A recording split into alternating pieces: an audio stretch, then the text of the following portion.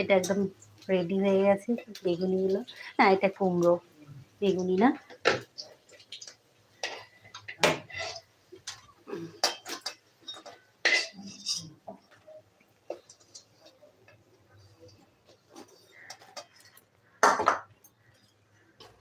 কত সুন্দর হয়ে গেছে দেখুন।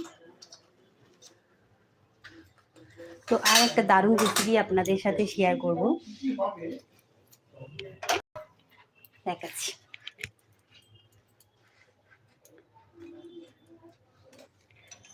এই যে এখানে আমি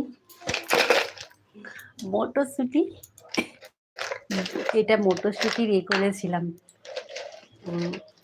বড়ি। মটরশুঁটিকে বেটে একটু নুন দিয়ে হলুদ দিয়ে, এটা আমি ইয়ে করে রেখেছি, এটা পরে ছাড়বো।